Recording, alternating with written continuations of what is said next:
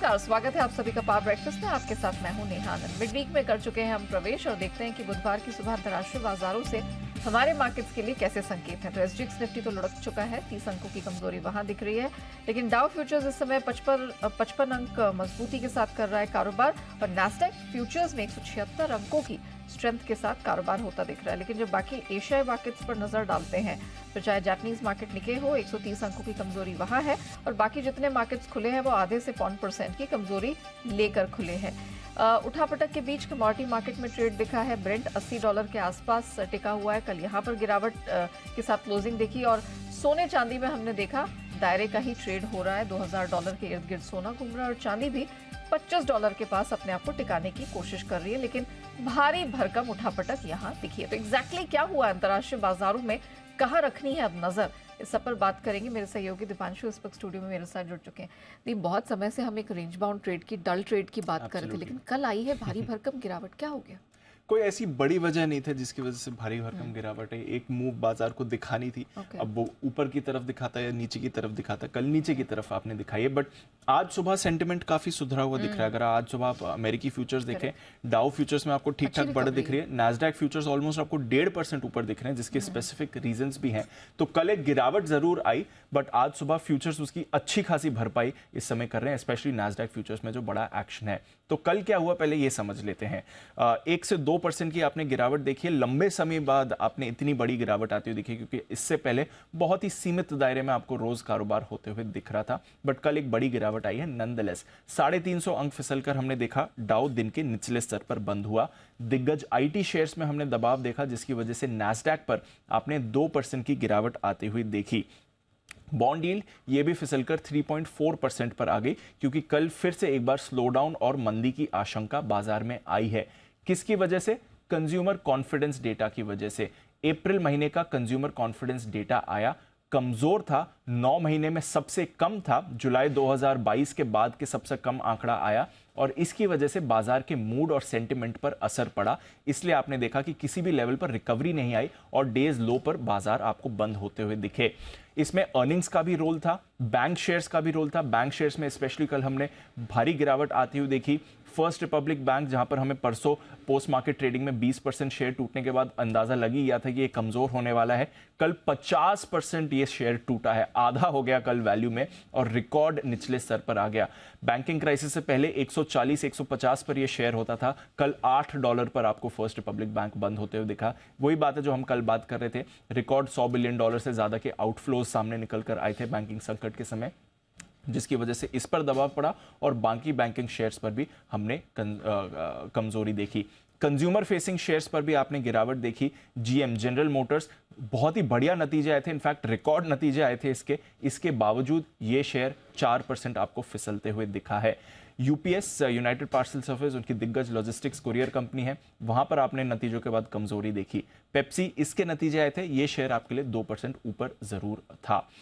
अब बात करते हैं कि बाजार के दौरान और बाजार के बंद होने के बाद क्या हुआ, स्पेशली नैस्डैक फ्यूचर्स आपको ऊपर क्यों दिख रहे हैं। बाजार के दौरान तो आपने दिग्गज आईटी शेयर्स पर कमजोरी देखी, माइक्रोसॉफ्ट और अल्फाबेट दोनों के जहां पर नतीजे आए, ड्यूरिंग ट्रेडिंग ये दोनों स्टॉक्स 2% नीचे बंद हुए, बट इनके नतीजे बाजार बंद होने के बाद आए और बेहद मजबूत नतीजे आते हुए दिखे। दोनों कंपनीज के नतीजे अनुमान से बेहतर रहे। अगर आप अल्फाबेट की बात करें, नतीजे अच्छे थे, आय अनुमान से बेहतर थी। इनका जो क्लाउड का बिजनेस है, गूगल क्लाउड का जो बिजनेस है, वो पहली बार घाटे से मुनाफे में आते हुए दिखा और साथ ही $70 बिलियन, 70 अरब डॉलर्स का इन्होंने बायबैक का भी ऐलान किया।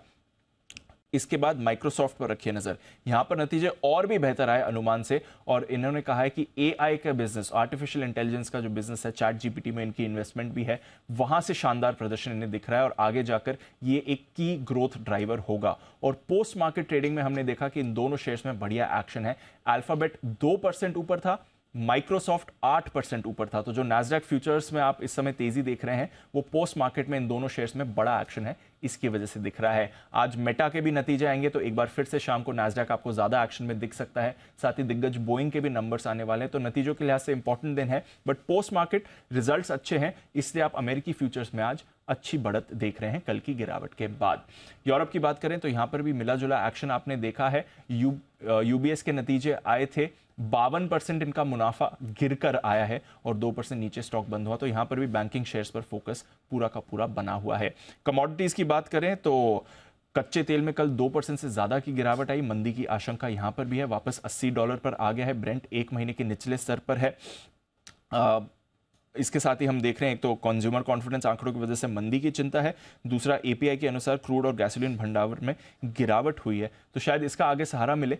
बट डेफिनेटली कच्चे तेल में कल प्रेशर था। सोने में हल्की खरीदारी है, वापस $2000 2010 के आसपास आपको आते हुए दिख रहा है। बेस मेटल जैसा आप बता रही थी, कल भारी भारी गिरावट हुई है। कॉपर 1.5 महीने के निचले स्तर पर है, जिंक 2 साल के निचले स्तर पर है, एल्यूमिनियम और निकल भी करीब 2 हफ्ते के निचले स्तर पर है। एग्री में हमने देखा कॉफी के दाम कल फिसले हैं, बट रॉ शुगर अभी भी 11-12 साल की ऊंचाई पर है। तो ओवरऑल कल हाँ एक कमजोर सेशन जरूर था अमेरिकी बाजारों में, वो देखना होगा ये वन ऑफ है कि नहीं, क्योंकि नतीजों के सहारे से आज फ्यूचर्स में अच्छा एक्शन बन रहा है। चलिए, तो इस पर हमारी भी नजर रहेगी और देखने वाली बात होगी कि इंटरनेशनल मार्केट के क्यूज पर हमारे मार्केट किस तरह से या किस हद तक रिएक्ट करते हैं। थैंक यू सो मच दीप, वो पूरी डिटेल रखने के लिए दर्शकों के सामने। आगे बढ़े उससे पहले देख लेते हैं कि कल यानी मंगलवार को संस्थागत निवेशकों का प्रदर्शन कैसा रहा है। बिकवाली तो हमने विदेशी संस्थागत निवेशकों की तरफ से देखी है, लेकिन घरेलू संस्थागत निवेशकों का लगातार तीसरे ट्रेडिंग सेशन साथ मिला और 564 करोड़ के आसपास की खरीदारी वहां पर देखने को मिली है। चलिए, तो जिस प्रकार के ग्लोबल संकेत रहे हैं, एटलीस्ट यूएस फ्यूचर्स से हम देख रहे हैं कि आज तगड़े संकेत मिल रहे हैं। तो हमारे मार्केट्स में आज आपको क्या रणनीति अपनानी है और कहां पर नजर रखनी है, इन सब पर बात करने के लिए जी बिजनेस के मैनेजिंग एडिटर आनंद सिंह भी हमारे साथ जुड़ चुके हैं।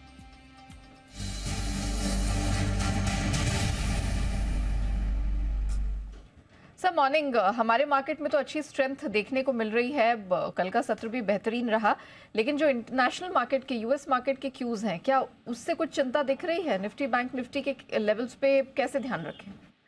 Good morning Neha. देखिए, थोड़े से संकेत ग्लोबल मार्केट के से कमजोरी के हैं।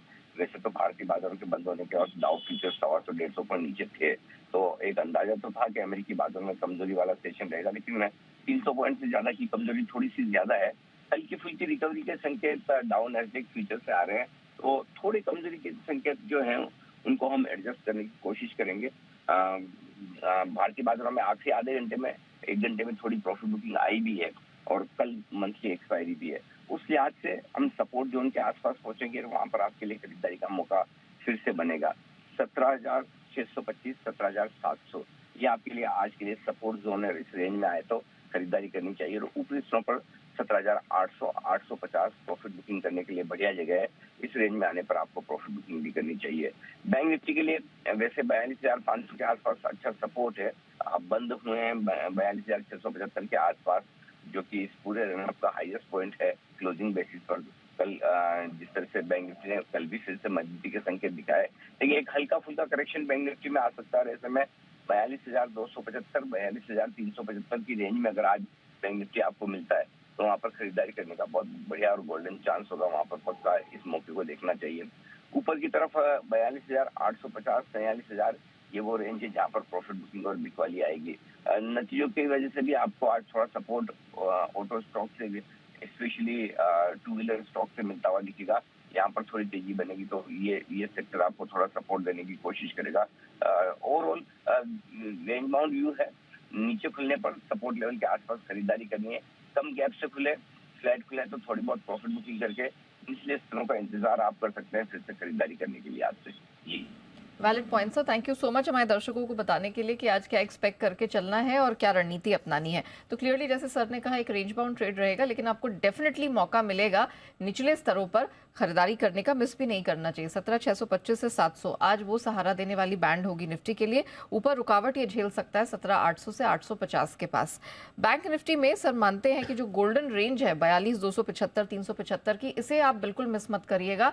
दिन के दौरान कभी भी ये लेवल आपको मिले, यहाँ पर खरीदारी बनती है। और ऊपर 42,850 से 43,000 तक का लेवल, ये आज रेजिस्टेंस बैंड साबित हो सकता है और आपको यहाँ पर मुनाफा वसूल करने का भी मौका डेफिनेटली मिलेगा। लेकिन नतीजे बहुत सारे आ रहे हैं और खबरों के दम पर चुनिंदा शेयरों में, सेक्टर्स में एक्शन भी दिखेगा। पूरी डिटेल लेते हैं। अरमान हमारे साथ जुड़ चुके हैं इस समय। अरमान मॉर्निंग, पहले तो कैसे नंबर्स रहे हैं कल, जो नंबर्स आए उनका जरा विश्लेषण दे दीजिए। जी, कई सारे नंबर्स आते हुए दिखे हैं। सबसे पहले अगर आप बात करें बजाज ऑटो की, जो हमारा अनुमान था उसके मुताबिक अगर आप देखें काफ़ी बढ़िया, उससे भी बढ़िया नतीजे आते हुए दिखे हैं। आय में लगभग आपको 12% के आसपास का उछाल दिखेगा। मार्जिन्स में भी अच्छा खासा इंप्रूवमेंट है, 17.1% से बढ़कर 19.3% के आसपास आते हुए दिखे हैं, जो कि हमारा अनुमान 18.6% का था। और अगर आप मुनाफे की बात करें तो मुनाफा जो हालांकि आपको 2% कम दिख रहा है, लगभग 1433 करोड़ पर दिख रहा है, पर अनुमान जो था वो 1370 करोड़ के आसपास का था, तो उस हिसाब से अनुमान से भी बेहतर नतीजे आते हुए दिख रहे हैं। और अगर आप एडजस्टेड प्रॉफिट की बात करें, एडजस्टेड प्रॉफिट में आपको अच्छा उछाल दिख रहा है, लगभग 24% के आसपास का उछाल दिख रहा है, क्योंकि पिछले साल कंपैरिजन में अगर आप देखें तो एक्सेप्शनल गेन था 315 करोड़ का, उस हिसाब से आप एडजस्टेड प्रॉफिट देखेंगे तो एडजस्टेड प्रॉफिट में काफ़ी बढ़िया आपको उछाल आता हुआ दिख रहा है। और अगर आप देखें कंपनी ने 140 रुपये प्रति शेयर के डिविडेंड का जो है ऐलान भी किया है। टाटा कंज्यूमर प्रोडक्ट्स, यहां पर भी नतीजे सारे पैमानों पर आपको बढ़िया नतीजे आते हुए दिख रहे हैं, अनुमान से बेहतर नतीजे आते हुए दिख रहे हैं। आय में 14% का उछाल दिखेगा। मार्जिन्स भी थोड़े बहुत इंप्रूव होकर आए हैं, लगभग 14% से 14.1% इंप्रूव होकर आए हैं। और मुनाफे में 20% का आपको बढ़िया उछाल जो है यहाँ पर आता हुआ दिखेगा। और डिविडेंड भी लगभग कंपनी ने प्रपोज करा है 8.45 का। एयू स्मॉल फाइनेंस बैंक, यहाँ पर अगर आप बात करें तो नतीजे आपको मिक्स सेटअप दिख रहे हैं। एनआईएस में लगभग 29.5% की बढ़ोतरी है। प्रोविजंस जो है वो घटकर आए हैं, अगर आप देखें 56% के आसपास आपको घटकर आते हुए दिखे हैं वाई। वहीं अगर आप क्यू देखेंगे तो क्यू में आपको थोड़ी बढ़त दिखेगी, लगभग 25% के आसपास की बढ़त दिखेगी। और जीएनपीए देख लीजिए या एनएनपीए देख लीजिए, दोनों में आपको गिरावट दिखेगी। जीएनपीए 1.81% से गिरकर 1.7%, 66% के आसपास आते हुए दिखे हैं। और एनएनपीएस में भी आपको सुधार दिखेगा, 0.5% से गिरकर 0.42% के आसपास जो है आते हुए दिखे हैं। दालमिया भारत, यहाँ पर भी आपको जो है मिक्स सेट ऑफ नतीजे दिख रहे हैं। आय लगभग आपको 16%, 15.7% के आसपास आती हुई दिखी है, जो कि हमारा अनुमान 3,800 करोड़ का था। आय लगभग 3,912 करोड़ के आसपास आती हुई दिखी है। मार्जिन्स में आपको थोड़ी कटौती दिखेगी, 20.2% जो थे वहां से गिर के 18.1% के आसपास जो है आते हुए दिखे हैं। नतीजों में कैश में नतीजे में अगर आप बात करें, महिंद्रा सीआईए आय लगभग 18.4% बढ़कर आई है। मुनाफा देखेंगे, मुनाफे में 73% का उछाल है। निपॉन लाइफ, यहां पर अगर आप देखें तो मिक्स सेट ऑफ नतीजे हैं। आय तो लगभग 3% बढ़कर आई है, पर अगर मार्जिन्स देखेंगे, मार्जिन्स में थोड़ी बहुत कट होती है, 61.5% से गिरकर 60% के आसपास।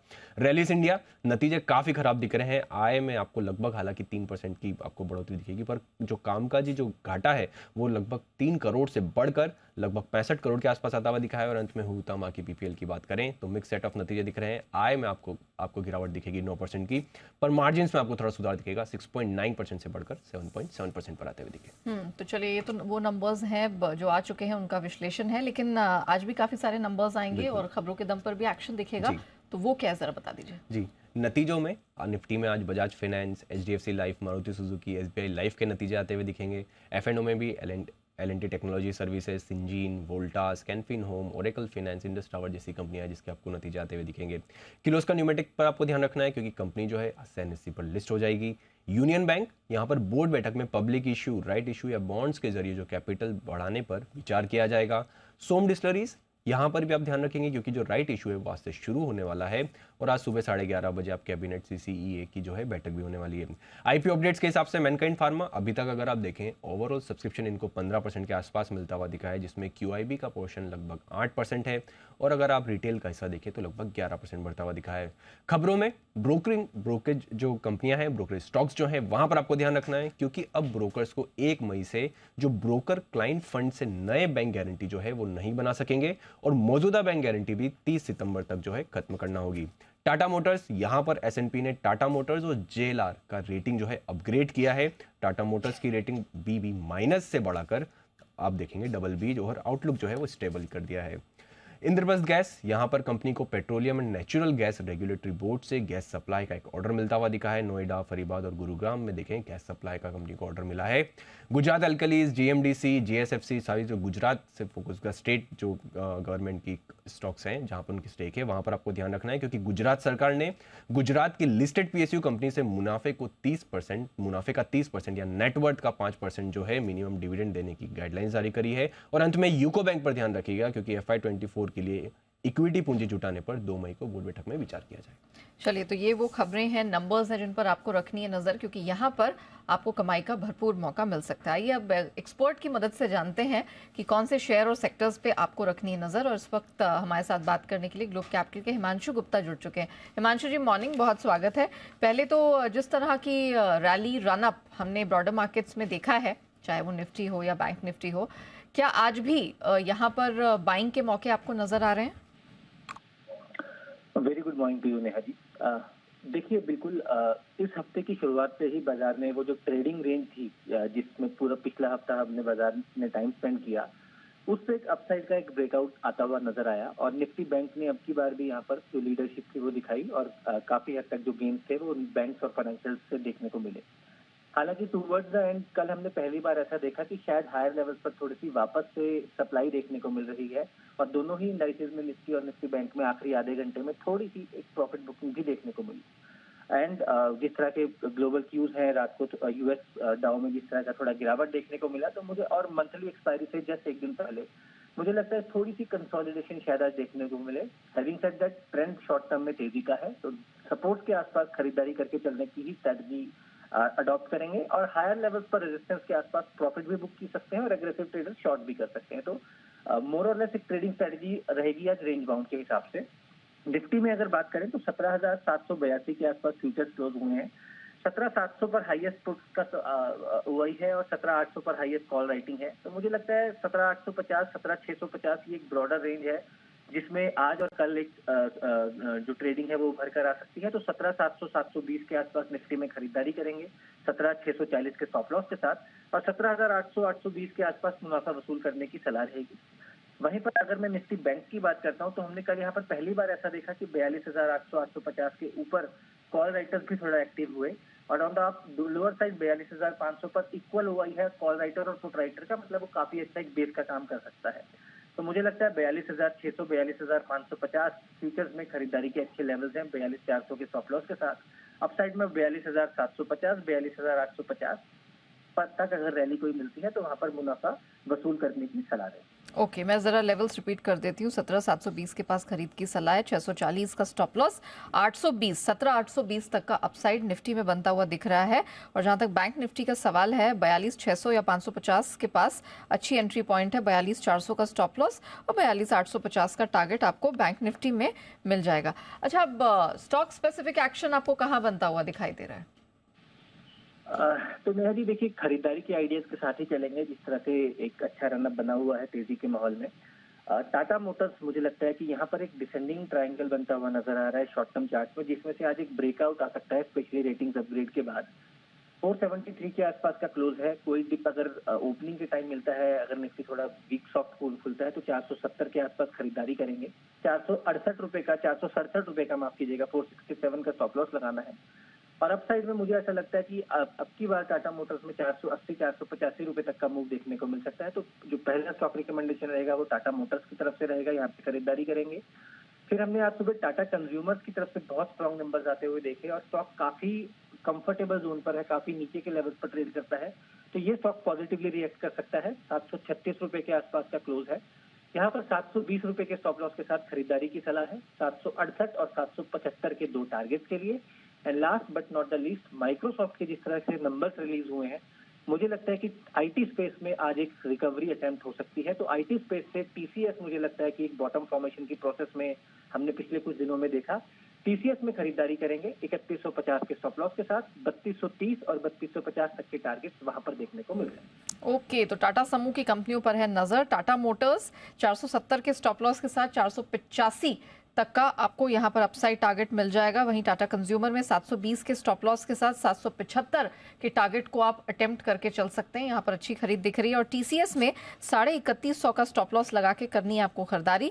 3250 तक का लेवल अपसाइड में आपको देखने को मिल सकता है। टाटा मोटर्स, टाटा कंज्यूमर और टीसीएस यहां पर है खरीदारी की सलाह। हिमांशु जी, थैंक यू सो मच हमारे साथ जुड़ने के लिए, बताने के लिए इक्विटी मार्केट्स में कहाँ है कमाई के मौके। लेकिन आइए एक महत्वपूर्ण डेवलपमेंट पर नजर डालते हैं। आज 11:30 बजे कैबिनेट की बैठक होनी है। एजेंडा क्या है, किन मुद्दों पर बातचीत होगी, पूरी डिटेल्स लेकर मेरे सहयोगी तरुण शर्मा हमारे साथ जुड़ चुके हैं। तरुण, बताइए किन अहम मुद्दों पर आज बात हो सकती है? बिल्कुल, जो आज का कैबिनेट की मीटिंग है वो हेल्थ सेक्टर के लिए बहुत इम्पोर्टेंट मीटिंग है।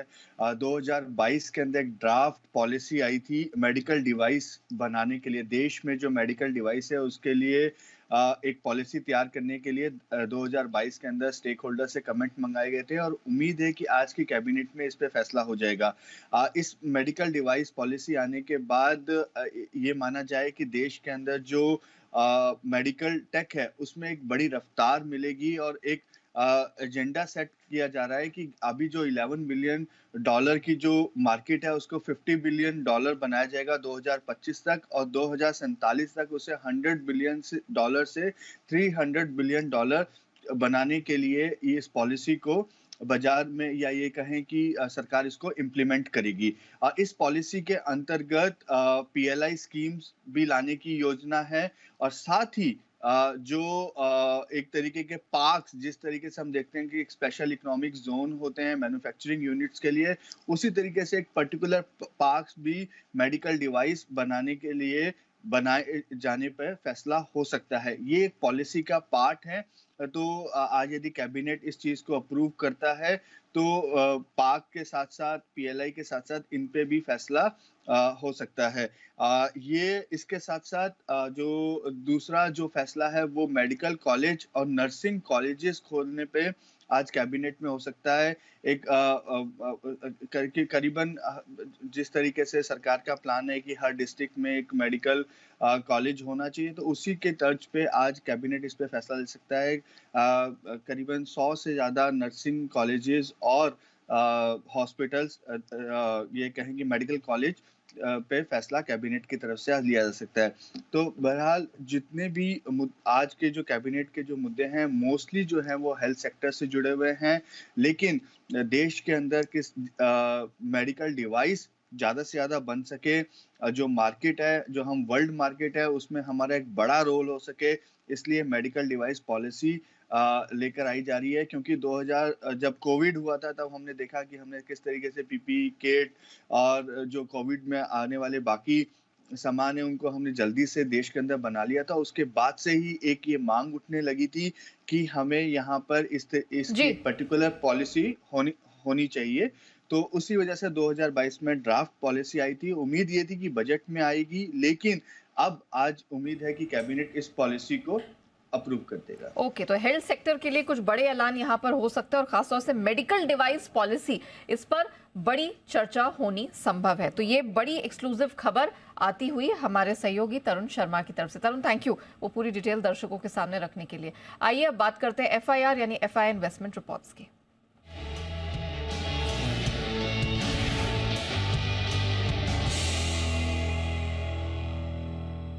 तो विदेशी ब्रोकरेजेस की किन स्टॉक्स पर, सेक्टर्स पर है नजर, पूरी डिटेल लेकर अरमान हमारे साथ जुड़ चुके हैं। अरमान, बताइए जी। कई सारी रिपोर्ट्स आती हुई दिखी है। सबसे पहले अगर आप देखें कि सीएलएसी की अगर बजाज ऑटो पर रिपोर्ट आई है, उन्होंने डाउनग्रेड करा है आउट परफॉर्म से, डाउनग्रेड करा है उन्होंने। और इसके अंदर टारगेट अगर आप देखेंगे उन्होंने, अगर आप ओवरऑल अगर आप देखेंगे यहाँ पर उन्होंने कुल मिला के टारगेट यहाँ पर बढ़ाया है 4474 से बढ़ाकर, अगर आप देखेंगे घटाकर अगर आप करेंगे तो वहाँ पे 4659 कर दिया है। जेपी मॉर्गन की बजाज ऑटो पर यहाँ पर आती हुई दिखी है, मेंटेन कर रहे हैं ओवरवेट को। टारगेट जो है वो यहाँ पर इन्होंने बढ़ाया है 4400 से बढ़ाकर 5150 कर दिया है। सिटी की बजाज ऑटो पर उनकी भी रिपोर्ट आती हुई दिखी है, मेंटेन कराया उन्होंने सेल और टारगेट यहाँ पर उन्होंने जो है बढ़ाया है, हालांकि 3500 से बढ़ाकर 4000 कर दिया है। नेस्ले पर आती हुई दिखी है मॉर्गन स्टैनली की, जहाँ पर उन्होंने मेंटेन जो है अंडरवेट जो है वो मेंटेन किया है। और उसी के साथ साथ अगर आप टारगेट रखेंगे तो टारगेट देखेंगे 15315 का है, वो टारगेट रखते हुए दिखे हैं। ऑलराइट, चलिए अरमान, शुक्रिया वो पूरी डिटेल दर्शकों के सामने रखने के लिए। इसी के साथ पावर ब्रेकफास्ट को हम यही रैप अप करते हैं, लेकिन आप बने रहिएगा जी बिजनेस के साथ।